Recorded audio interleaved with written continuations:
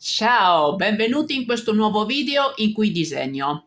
Nell'ultimo video che avevo pubblicato dicevo che sarei ritornato con uno short, ma mentre facevo crescere i miei altri canali social mi sono reso conto che non potevo più lasciare questo canale senza nuovi video. Per ora continuo a fare i video orizzontali, giusto per dare vita al canale. Sarà dopo aver raggiunto i 1000 iscritti che pubblicherò short. Non lo so se qualcuno c'è mai riuscito a raggiungere i 10 milioni di visual di short in 90 giorni, ma finché non li pubblico sono libero di sperimentare. Per fare il disegno userò una matita H perché è la gradazione che si cancella più facilmente, una matita 3B perché è la gradazione che dà il miglior compromesso per il chiaroscuro, un compasso, un righello, una gomma normale e questo foglio liscio A4 di grammatura 200 grammi e che misura 21 x 29,7 cm. In questo video non userò musica, quindi per evitare di fare un video lungo e noioso ho scelto un soggetto semplice, le sfere del drago di Dragon Ball. È un esperimento che provo. Bene, fatte le spiegazioni, vi lascio al video. Buona visione!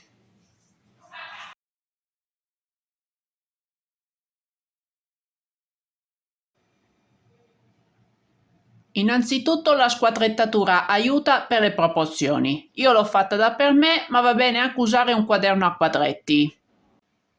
Ora con un compasso fare i cerchi delle sfere. Un suggerimento: per evitare di lasciare sul foglio il segno della punta di metallo, ritagliate prima dei cerchietti fatti con della carta abbastanza spessa e li posizionate uno sopra l'altro e li usate come appoggio per la punta di metallo del compasso. E dopo che le avete disegnate, fate all'interno di ciascuna un cerchio più piccolo per centrare al loro interno le stelline. Ora, come fare delle stelline perfette? Vero che c'è la formula geometrica per fare delle stelle perfette, ma per fare le stelline all'interno delle sfere del drago di Dragon Ball è inutilmente complessa e laboriosa. Quindi con l'aiuto del righello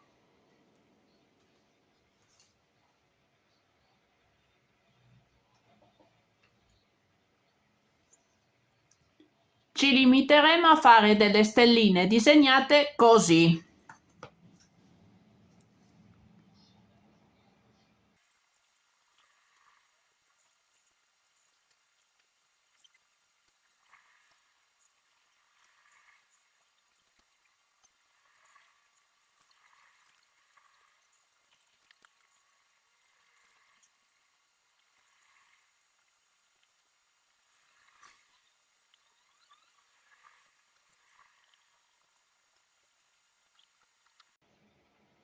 Non c'è bisogno di un'immagine dell'anime per capire dove posizionarle, basta solo disegnarle e fare di modo che siano centrate all'interno di questo cerchio più interno e che siano tutte direzionate allo stesso modo. Al massimo fare leggere variazioni della direzione delle stelline di ogni sfera per dare l'idea dell'inclinazione di ogni sfera appoggiata sul terreno.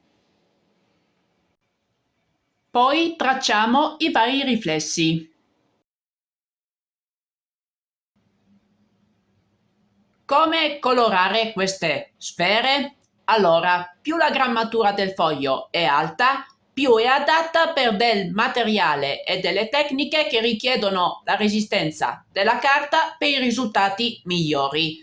Il materiale che richiede più grammatura della carta è quindi quella che ha di mezzo l'uso di acqua, inchiostro ed olio, come ad esempio le penne, i pennarelli, i pennelli e i pennini.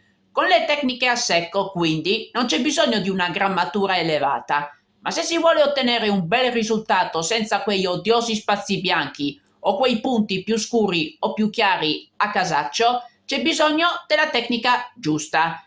La tecnica da adottare è quella di procedere con pazienza e senza fretta per strati, velature e tratteggi, ma senza calcare mai o succede che la matita e il foglio si consumano di più e dopo sulla carta non c'è più spazio per aggiungere altri strati di grafite. Indipendentemente da quali e da quante matite usate, suggerisco di fare delle prove su un foglio di carta a parte per capire come ottenere il risultato che vi soddisfa di più. In questo caso, dopo aver dato una prima passata con la matita H, per le parti più scure do una passata successiva con una matita di una gradazione più scura, in questo caso la 3B, o anche un misto di entrambi. Dipende da quale risultato volete, per cui fate delle prove finché non ottenete un risultato che vi soddisfa. Ora il plus. Se vi vanno bene le sfere disegnate così, buon per voi.